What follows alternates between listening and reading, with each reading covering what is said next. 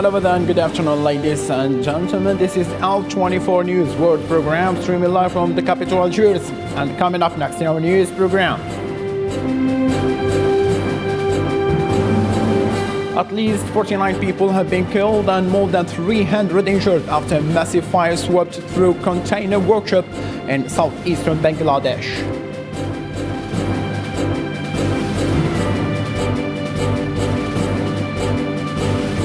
A barrage of Russian missiles hit infrastructure targets in Kiev early Sunday morning in the first strike against Ukrainian capital since the end of April.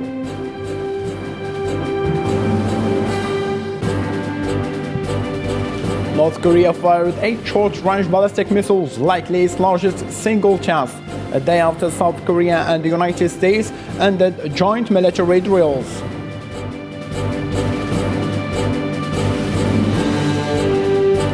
Scores of Jewish settlers escorted by Zionist forces broke in Al-Aqsa Mosque, compound in occupied Al-Aqsa on Sunday, and performed rituals across its courtyards.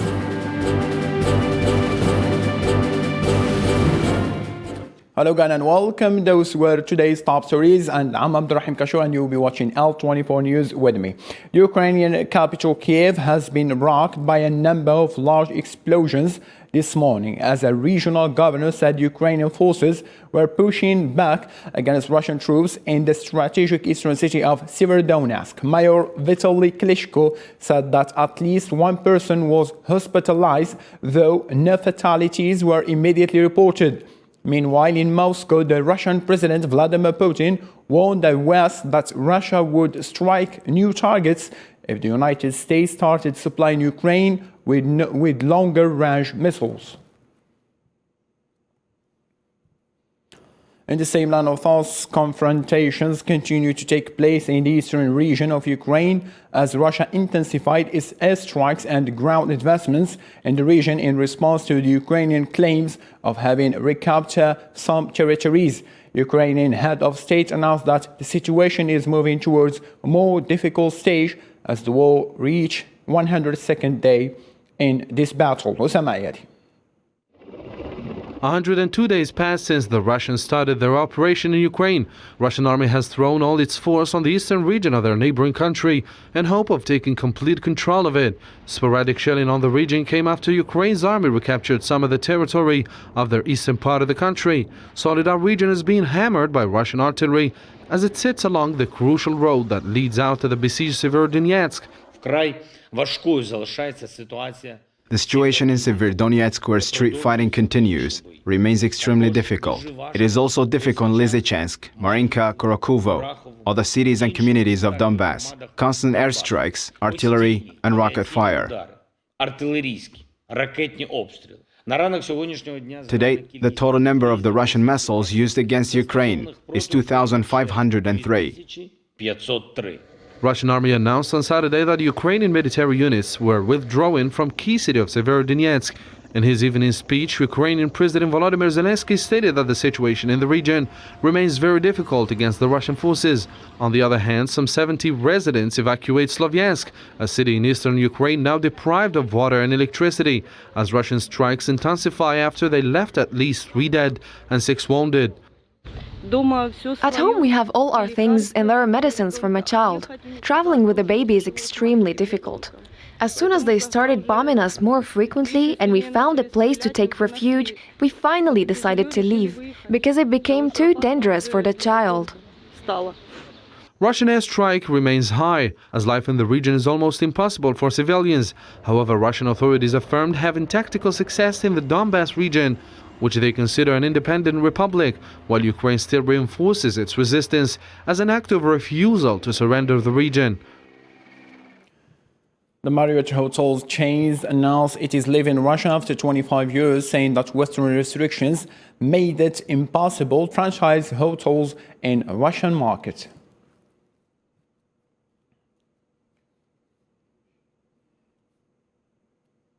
Ukrainian President Volodymyr Zelensky said on Saturday that terrible consequences of war could be stopped if Moscow ordered its troops to stop fighting in eastern Ukraine. Let's have a listen.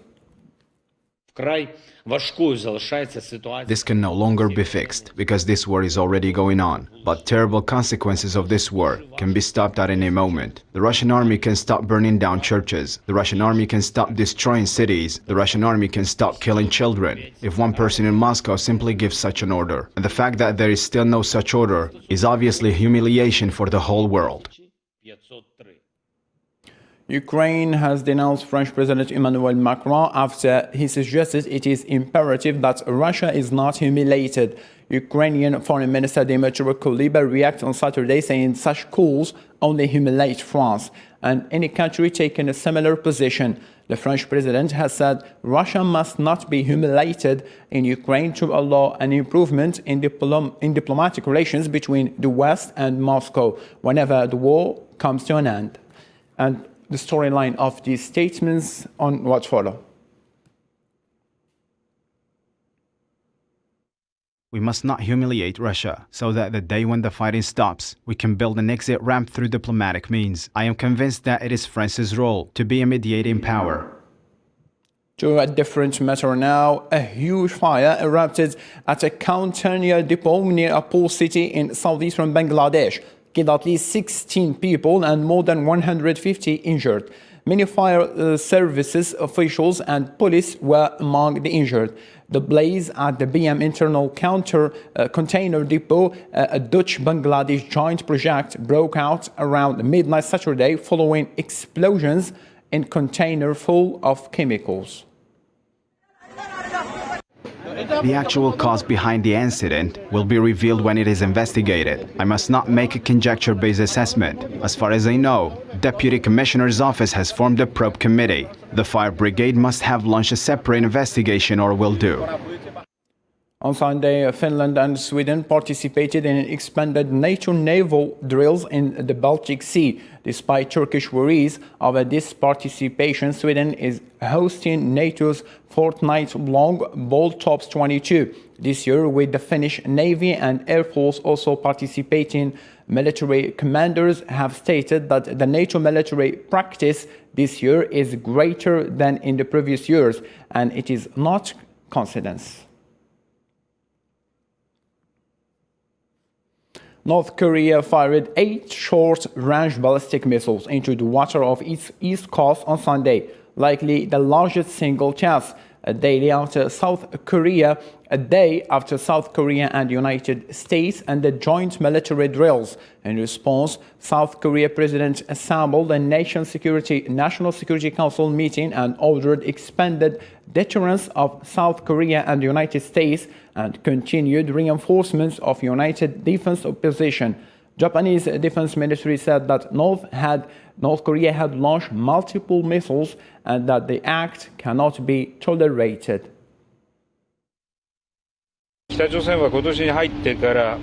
North Korea has repeatedly launched ballistic missiles since the beginning of this year, including a new type of intercontinental ballistic missile. Those actions threaten the peace and stability of the region and the international community and cannot be tolerated. This missile launch is also a violation of international law, and we strongly condemn it. North Korea's continued launch of ballistic missiles are serious provocations that harms the peace and stability of the Korean Peninsula, as well as the international community, and we strongly condemn it and urge them to stop it immediately. The US and South Korea have conducted joint naval drills in the past 3 days, amid concerns that North Korea may soon carry out the first test of a nuclear bomb since 2017. The exercises took place in international waters off the coast of the Japanese island of Okinawa and were the first combined military drills involving a US aircraft carrier in 4 years. Hong Kong deployed heavy security forces in Victoria Park on Saturday after authorities prevented any sign of protest there and banned any public commemoration of the anniversary of Beijing's Tiananmen Square crackdown in 1989.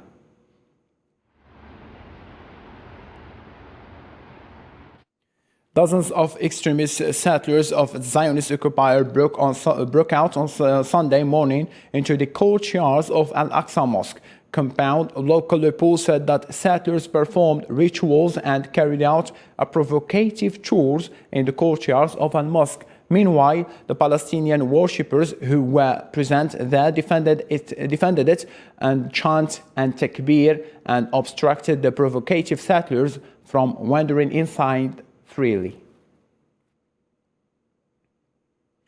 Following a referendum, more than 72% of Togolese agreed the ECOWAS that should sanctions West African nations where coups occurred. In addition, Togo had the highest percentage of persons who supported ECOWAS participation in political and diplomatic matters in West African nations. Meanwhile, the West African Regional Group announced it will keep sanctions against Mali as a result of the Sahel country's military authorities postponing a return to civilian authority following a coup, although ECOWAS postponed the decision to terminate the penalties.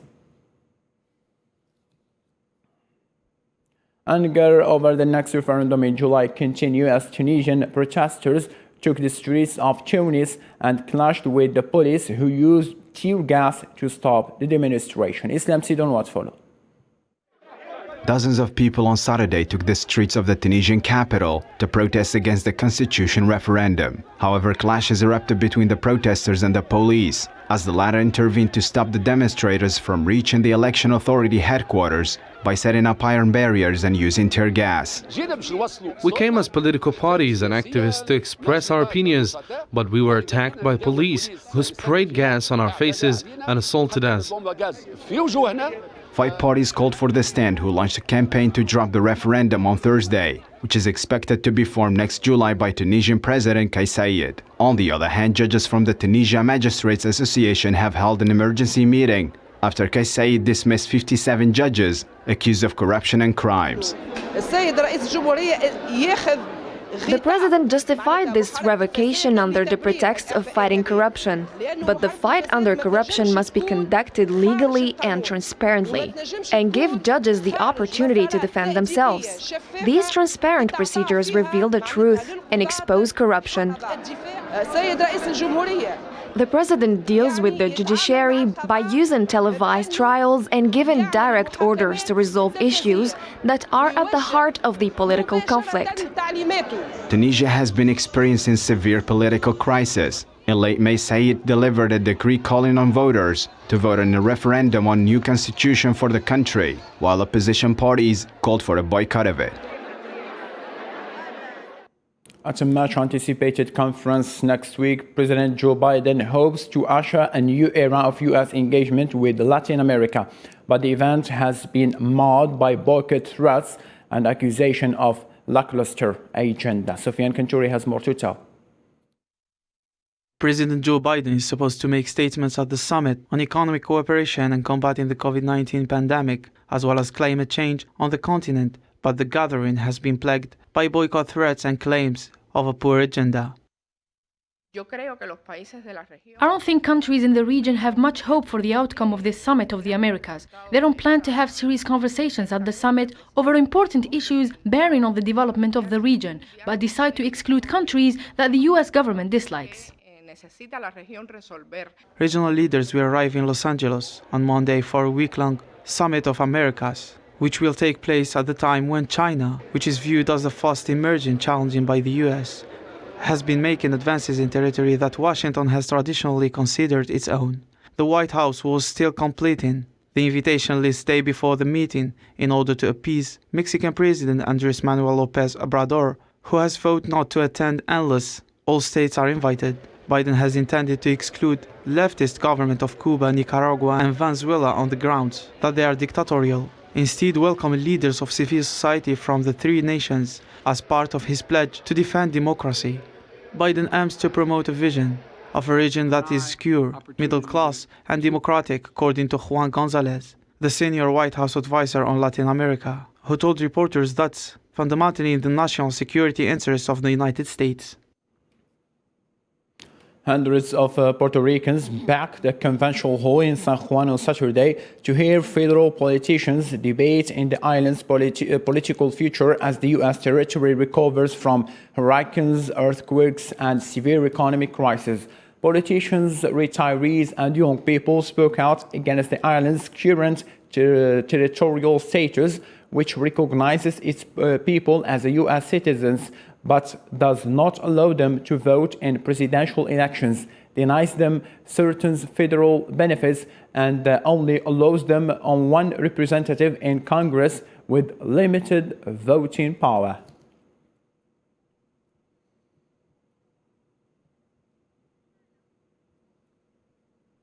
UN human rights expert Adama Dieng denounces the excessive use of force by Sudan's joint security forces against state anti-coup demonstrators as simply unacceptable, one day after a man was shot dead in a pro-government demonstration. Say that I was shocked by the killing of a young man yesterday during the protest to mark the violent dispersal by security forces of the 3rd June pro-democracy sitting in Khartoum in 2019. It is simply unacceptable that 99 people have been killed and more than 5,000 injured as a result of excessive use of force by the joint security forces responding to protests. Algerian Foreign Affairs Minister Mtala Mamra participated today in a meeting of the Arab Contact Group at the ministerial level on the Ukrainian crisis via video conferencing technique, accompanied by his counterparts from the foreign ministers of Arab member states, along with the Secretary General of the League of Arab States, Ahmed Abul Ghait. The meeting focused on discussing the developments of crisis in Ukraine and studying ways for the groups to continue its role in contributing to international diplomatic efforts aimed at reaching a peaceful solution while working in a parallel to ease the consequences of the crisis on the Arab countries, especially with regard to food security and energy. A week ahead of legislative elections in France, the first round of elections began in metropolitan France. The French residing in New York and Montreal began voting for the first round of the legislative elections a week before the nationals in France. And now more international news all over the world in this roundup. A train driver was killed and 8 people were injured after a high-speed train derailed in southern China. The accident occurred mid-morning as the train was entering a tunnel in the inland southern province of Guizhou. The train had been traveling on a regular route to the coastal business center of Guangzhou. The remaining 136 passengers were safely evacuated, and the incident is under investigation. Police said 4 people were killed and 30 injured when a busy regional train derailed near a popular ski resort and hiking destination in southern Germany. A police spokesperson said that 15 of the injured were receiving hospital treatment, adding that 60 people had been on board at the time of the crash, which occurred north of Garmisch-Partenkirchen in Bavaria, and the cause of the derailment is still under investigation. Greek authorities ordered local residents to evacuate coastal suburbs in southern Athens on Saturday as a wildfire threatened residential areas. More than 130 firefighters, aided by 6 firefighting aircraft and 40 helicopters, attempted to extinguish the blaze, which damaged houses and cars. However, no injuries have been reported. A restive volcano in the central Philippines spewed a column of ash at least 1 kilometer into the sky on Sunday, prompting authorities to raise the alert at Mount Bulusan by 1 notch as it reminded residents not to enter the danger zone. Prior to the eruption, 77 volcanic earthquakes were recorded during the 24-hour observation period, the Philippine Institute of Volcanology and Seismology said in a statement. The first tropical threat of the hurricane season in Florida drenched the southern part of state, leaving behind flooded streets, motorists calling for help from stranded cars, and even a sewage overflow. Ending up with sport, Algeria began the 2023 African Cup of Nations qualification campaign with a 2-0 win over Uganda on Saturday evening in Algeria's capital in the Stadium of 5 July. With 2 goals from Issa Mandi and Youssef Belaili, Algeria, the 2019 tournament champions, were sensationally booted out in the group stages of 2021 tournament in Cameroon and were aiming for a solid start with coach Jamal Belmadi apparently under a huge pressure. Je pense que ce soir on a réalisé une bonne performance. I think we played a good game against a respectful team. They were so good at the qualification campaign of Qatar World Cup. We know that the game will be difficult. They don't have individual skills, but the squad practice a good football. Dernièrement, c'est ce qu'on fait toujours quand on prépare un match, quand on regarde un petit peu leur parcours, notamment de qualification. They are a good team even when they don't score, and they adapt to that. I thank the players for their effort, knowing that the game was not easy, especially after the elimination from Qatar last March. Your team rising to 36 unbeaten run to win the Arab Cup, to go to the Africa Cup of Nations, have disastrous Africa Cup of Nations. Then in that double match against Cameroon, in last kick of the game, to go out of the World Cup has been a huge trauma and stress for you as a nation. Moment when we got you in the qualifiers, we have prepared everything. I know your players very well. We have gone to the deepest possible details. Today's, ladies and gentlemen, let's have a reminder for our main top stories. At least 49 people have been killed and more than 300 injured after a massive fire swept through a container workshop in southeastern Bangladesh.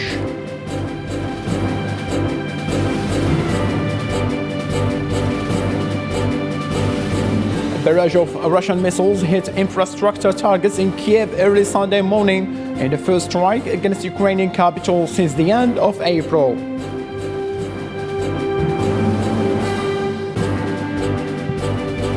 North Korea fired 8 short-range ballistic missiles, likely its largest single test, a day after South Korea and the United States ended joint military drills.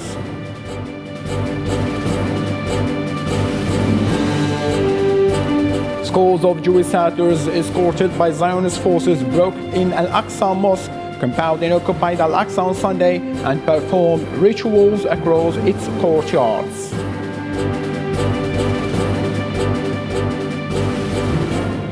That's all we have got so far for now. Thank you so much for being with us. Take care of yourself. Bye-bye.